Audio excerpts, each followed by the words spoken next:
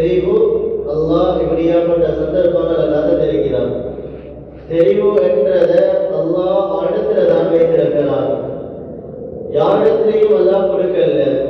தெரிவு என்றத அல்லாஹ் எங்கட கையில தந்திருந்தான்டா நாங்க விரும்பினவங்களை சேர்ந்திருப்போம், விருப்பமில்லாதவங்களை ஒதுக்கிடுவோம். ஆனா படைத்த ரப்பல் ஆலமீன் அல்லாஹ் தெரிவு என்றத அவனிடத்தில் அவன் வைத்துக் கொண்டு அவனுக்கு மாற்றம் செய்தவர்களையும் அவன் பார்த்து கொண்டுதான் இருக்கிறான். அவனுக்கு இடை வைக்கக்கூடியவர்களையும் அவன் பார்த்து கொண்டுதான் இருக்கிறான். அவனுக்கு ஏசக்கூடியவர்களையும் அவன் பார்த்து கொண்டுதான் இருக்கிறான். அல்லாஹ் அப்படியாப்பட்ட மக்களுக்கும் அல்லாஹ் அவனிடத்தில் தெரிவை வைத்ததனால அல்லாஹ் சில சந்தர்ப்பங்கள்ல அப்படியாப்பட்டவர்களுக்கும் அல்லாஹ் ஹிதாயத்தையும் கொடுத்து கொண்டிருக்கிறான், கலிமாவுடைய பாக்கியத்தையும் அல்லாஹ் கொடுத்து கொண்டிருக்கிறான். அதனால தெரிவு என்றத ரப்பல் ஆலமீன் அல்லாஹ் அவனிடத்தில் வைத்து ஹிதாயத்தையும் அல்லாஹ் அவனிடத்துல தான் வைத்திருக்கிறான். எந்த நபிமாரிடத்திலையும் அல்லாஹ் ஹிதாயத்தை கையில கொடுக்கல.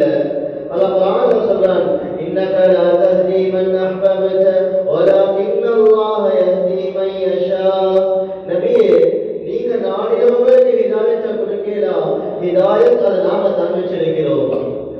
அன்பு நபி ஸல்லல்லாஹு அலைஹி வஸல்லம் அவங்களுக்கு உலகத்துல ஆக விருப்பமாக இருந்த அவங்களுடைய சாட்சாவுக்கு அவங்களுக்கு அந்த கலிமாவை கொடுக்க கிடைக்கல. நூஹ் அலைஹிஸ்ஸலாம் உலுல் அஸ்ம் இருக்கக்கூடிய நபிமார்கள் ஒருத்தர். ஆனா அவர்களுக்கு அவருடைய மகன் கனானுக்கு அவருடைய மனைவிக்கு கொடுக்க கிடைக்கல.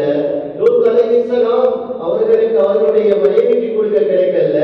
அதே போல அதிகமாக பேசப்படக்கூடிய உலகத்தில் ஒரு நபிதான் இப்ராஹிம் அலைஹிஸ்ஸலாம். அவங்களுக்கு கூட அவரோட வாப்பாக்கு ஹிதாயத்தை கொடுக்கக்கூடிய பாக்கியத்தை கிடைக்கல.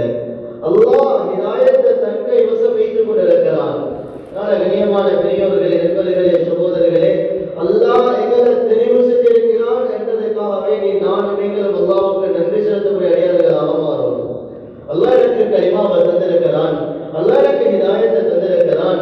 கலிமா இல்லாம எத்தனையோ பேர் மரணித்துக் கொண்டிருக்கக்கூடிய நேரத்தில் இப்படியாப்பட்ட பாக்கியங்களை தந்த அல்லாஹ்வுக்கு முன்னால நான் இந்த உலகத்தில் எப்படி வாழணும், அல்லாஹ்வுடைய கட்டளைகளை எவ்வளவு தலைக்கு மேல மதிச்சு வாழணும், அல்லாஹ்வை பத்தி பேசுறது அல்லாஹ் விரும்புகிறான். அதனாலதான் குர்ஆனுடைய ஆரம்பமே அல்லாஹ் சொல்றான், யா அய்யுஹல் முத்தத்திர் கும் ஃபஅன்திர். அல்லாஹ் அழகானவர்கள பேசுறான், நபியை பார்த்து போர்வையால போத்திக் கொண்டிருக்கக்கூடியவரே, நீங்க எழுப்புங்க, மக்களுக்கு அச்சமூட்டி எச்சரிக்கை செய்யுங்க. என்ன தெரியுமா, ரப்பக ஃபகப்பிர், அல்லாஹ்வுடைய பெருந்தன்மையை நீங்க பேசுங்க, அல்லாஹ் மிக பெரியவர்களை பேசுங்க என்றது அல்லாஹ் எங்களுக்கு முன்னால் அறிமுகப்படுத்தினான். பிரியமான பெரியவர்களே, நண்பர்களே, சகோதரர்களே, அல்லாஹ் எங்களை எதிர்பார்க்கிறான். அல்லாஹ் அல்லாஹ்னு சொல்றதை எதிர்பார்த்து கொண்டிருக்கிறான். இன்றைக்கு சில நிலைமைகளை அல்லாஹ் உருவாக்கியும் பார்க்கிறான். அடியார்களுடைய சிந்தனைகள் அது யாரின் பக்கம் போகிறது, யாரின் பக்கம் அவருடைய வார்த்தைகள், சிந்தனைகள், நடத்தைகள் எந்த திசையின் பக்கம் போகிறது என்பதை அல்லாஹ் பார்க்கிறான். அதிகமானவர்கள் அல்லாஹ் பாதுகாக்கணும், அல்லாஹ்வுக்கு இணை வைக்கக்கூடிய எத்தனையோ வார்த்தைகளை தெரிஞ்சோ தெரியாமலையோ பேசிக்கொண்டே இருக்கிறார்கள். இது வந்தது யாரின் மூலமாக, எங்கிருந்து வந்தது, யாருடைய ஏற்பாடு, யாருடைய அசைவுகள்? சாதாரண ஒரு மலை, சாதாரண ஒரு காற்று, ஒரு அசைவு அல்லாஹ் அசைச்சு காட்டினான். லிமனில் முல்குல் யௌமன் கியாமத்தில கேட்பானே, இன்றைய ஆட்சி அதிகாரம் யாருடைய கையில, இன்றைய அரசாட்சி யாருடைய கையில என்றத கியாமத்துடைய நாளில் அல்லாஹ் கேட்கக்கூடிய கேள்வியை கொஞ்சம் ஒரு அசைவை உண்டாக்கி அல்லாஹ் கேட்டான். இன்றைய ஆட்சி யாருடைய கையில் இருக்குது? இன்றைக்கு தானே எல்லா டெக்னாலஜிகளும் கொண்டு சேர்ந்த காலம். ஏன் டெக்னாலஜிகளை தடுக்கலாம பேசிச்சு, எவ்வளவு விஷயங்களை சாதிக்கிறாங்க. வரக்கூடிய ஆயுதங்களை, வரக்கூடிய அணுகுண்டுகளை, வரக்கூடிய ஒவ்வொரு வித்தியாசமான ஒவ்வொரு மக்கள்களையும் விழுத்தாட்டக்கூடிய சக்தி வாய்ந்த இந்த உலகத்துக்கு ஏன் அல்லாஹ்வுடைய சாதாரண ஒரு அசைவை யாராலையும் மட்டுப்படுத்த முடியாது? அல்லாஹ்வுடைய சக்திக்கு முன்னால யாராலையும் முடியாது என்றதை அல்லாஹ் படிச்சு காட்டினான். அல்லாஹ் பெரிய ஒரு பாடத்தை படிச்சு தந்தான். கண்ணியமானவர்களே, எந்த அளவுக்கு அல்லாஹ் சக்தி உள்ளவன் என்றா, எங்களோட உள்ளத்துல உள்ளத்துல என்ன இருக்குது என்றதையும் அல்லாஹ் பார்த்து கொண்டுதான் இருக்கிறான். அல்லாஹ் அலீமும் பிதாத்தி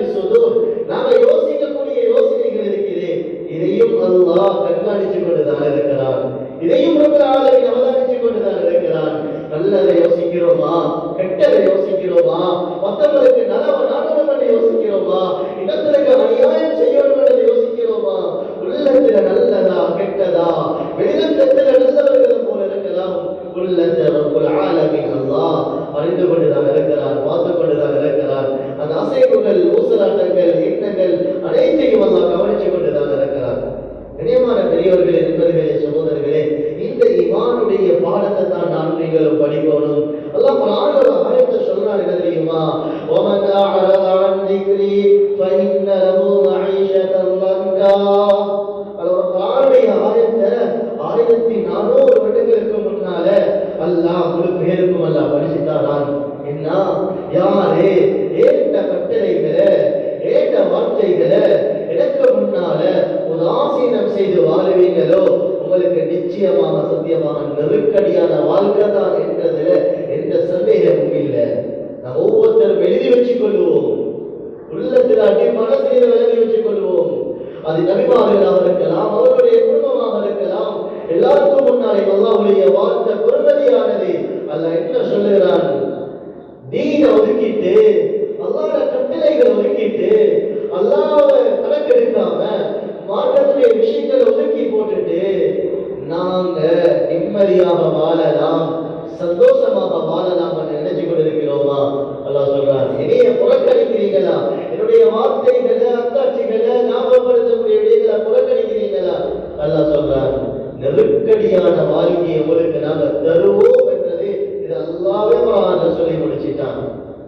இன்னைக்கு இப்படி நிலைமைகள்னா நாம பாவங்கள்ல இன்னைக்கு ஈடுபடக்கூடிய நேரத்துல தான் அல்லாஹ் சின்ன சின்ன அசைவுகள் உண்டாக்கி தட்டி ஞாபகப்படுத்துகிறான். கண்ணியமான பெரியவர்களே, நண்பர்களே, சகோதரர்களே, இன்னைக்கு ஒரு பயங்கரமான சோதனை உம்மத்துல வந்து கொண்டிருக்கிறது. என்ன தெரியுமா? பாவங்கள் நடந்து கொண்டிருக்குது, தலை தூக்கி கொண்டிருக்குது. ஆனா பார்த்து கொண்டு இருக்கக்கூடிய எவ்வளோ பேர் இருந்து கொண்டு இருக்கிறாங்க. தடுக்கிறதுக்கு தயார் இல்லை, ஞாபகப்படுத்துறதுக்கு தயார் இல்லை. அவங்கள்ட்ட பேசி இது பாவம் செய்ய வானம் என்று சொல்றதுக்கு தைரியம் இல்லை. ஏன்னா இமானுடைய பலகீனம், இமானுடைய குறைபாடு. அவர் செய்யறது தவறு என்று சொல்றதுக்கு கூட இவர் யோசிக்கிறார். என்ன தெரியுமா? நானும் எந்த குடும்பமும் நல்லா இருக்குது, எந்த குடும்பம் நல்லா இருந்தா போதும், அவர் எப்படி போனாலும் பரவாயில்லை.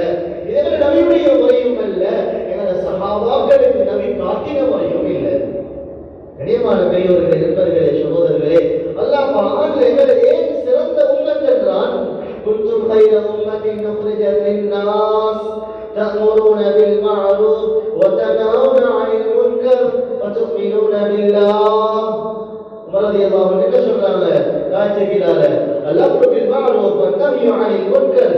முதலாவது உம்மத்துடைய பொறுப்பு நன்மையை ஏவுவது, தீமையை தடுக்கிறது. நன்மையை ஏவவும் இல்லை, தீமையை தடுக்கவும் இல்லை. நானும் நீங்களும் வரக்கூடிய சோதனைகள்ல நாம தவறு செய்யலதான், ஆனா மாற்றிக்கொள்ள தயாராகணும்.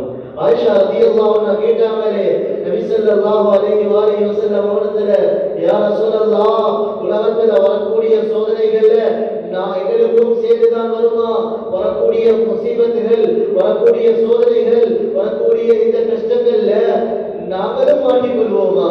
அன்பு நபி என்ன சொன்னாங்க? ஆயிஷாவை பார்த்து ரலியல்லாஹு அன்ஹா, நீங்க நபியுடைய மனைவியாக இருந்தாலும் சரி, நபியுடைய மகன்மாராக இருந்தாலும் சரி, பாவங்கள் அதிகரிச்சு இருக்குமாக இருந்தா வரக்கூடிய சோதனைகள்ல நல்லவர்களும் சேர்ந்துதான் மாற்றிக்கொள்ள வேண்டிய வரும். அதனால கண்ணியமான பெரியவர்களே, நண்பர்களே, சகோதரர்களே, இன்னைக்கு எவ்வளவு தொழுகை இல்லாம மக்கள் இருக்கிறாங்க. ஏன் கணக்கு இல்லை, ஏன் கவலை இல்லை, ஏன் பேச்சு செல்லோடு ஆசை இல்லை. நான் மாஷா அல்லாஹ் நேரம் தொழுகிறேன், நான் காலை மாலை திக்ர் செய்கிறேன், நான் குர்ஆன் ஓதுகிறேன், நான் மட்டும் நல்லா இருந்தா ஏன் பிள்ளைகள் மட்டும் தொழுது கொண்டா போதுமா?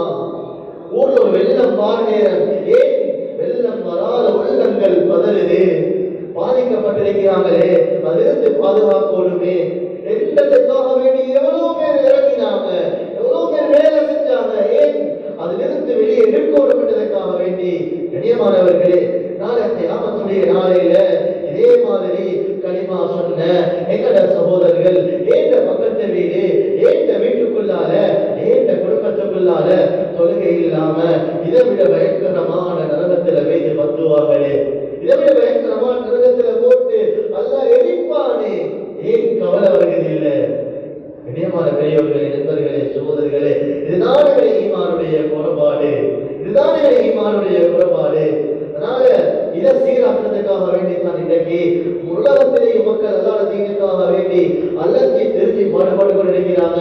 என்ன காரணம்? அல்லாஹ்வுடைய மகத்துவம் உள்ளத்துல வரணும். இந்த உள்ளத்தில் அல்லாஹ்வுடைய பயம் வரணும். வெளிரங்கத்திலே இல்ல, உள்ளத்தில் அல்லாஹ்வுடைய பயம் வரணும். இது ஜுமேராத்தில கூட பயான்ல கூட அழகானவங்களை ஞாபகப்படுத்தினாங்க. ஈமானுடைய பார்வையோடு இருக்குது, உள்ளத்துடைய பார்வையோடு இருக்குது, கண்ணுடைய பார்வையோடு இருக்குது. நான் நீங்களும் இந்த உள்ளத்தால் அல்லாஹ் பயப்படுவோம், வெளிரங்கத்தால் அல்ல. வெளிரங்கத்தில நல்ல அழகான எல்லாம் இருக்குது, உள்ரங்கத்தை தான் அல்லாஹ் பார்க்கிறான். என்ன உள்ளத்தில் இருக்கிறதோ அல்லாஹ் கவனிக்கிறான். அதனால உள்ளத்தை ரப்போடு சீராக்குவோம், ரப்போடு இந்த கனெக்ஷனை சீராக்குவோம். நாங்களும் வீடு வீடாக பேச்சு நாங்கள் தட்டுவோம், ஞாபகப்படுத்துவோம், மக்களை மஸ்ஜிதோடு கொண்டு வந்து சேர்ப்போம். இன்னைக்கு பலரும் ஒவ்வொரு விடயங்களை யோசிக்கிறாங்க, எப்படி சீராகிறது, எப்படி சீராக்குறது. அதிகமான பேர் வெள்ளத்தோட வெள்ளமாக சேர்ந்து எத்தனையோ பேர் அவர்களும் அப்படியே போயிடுச்சு. வெள்ளம் வந்து வீட்டுடைய சாமான்களை பொருட்கள் அடிச்சு கொண்டு போன மாதிரி நிறைய பேருடைய தொழுகையும் அப்படியே அடிச்சு கொண்டு போயிடுச்சு. நிறைய பேருடைய வாழ்க்கையில் இருந்த அவர்களையும் அப்படியே எடுத்து கொண்டு போயிடுச்சு. கொஞ்சம் ஒரு அசைவால இப்படி ஆகும் வேண்டாம். இதுக்கு முன்னால் என்னென்ன சோதனைகள் வர இருக்கிறதோ அல்லாஹ்வுக்கு மட்டும் நான் வெளிச்சம். நாம் எல்லாரும் சேர்ந்து கொண்டு இன்னமும் சீராகலைண்டா, இன்னமும் பாவங்களை விடலைண்டா, இன்னமும் பாவம் நடக்கிற இடங்களை தடுக்கலைண்டா, இன்னமும் நன்மையை ஏவலைண்டா, அல்லாஹ் பாதுகாக்கணும். அடுத்த தண்டனை இதை விட பயங்கரமாக இருக்கும் என்பதை பல மக்கள் விளங்கப்படுத்துகிறாங்க. ஏன் நாங்க அல்லாஹ் அசைச்சியும் அல்லாஹ் ஒரு நிலைமையை உண்டாக்கியும் நாங்களும் சீராகல்ல. நாங்க சீராகிறதுக்கு மக்களை எட்டி வைக்கவும் இல்லை. தொழுகை இல்லாம பாருங்க, சாதாரணமா எவ்வளோ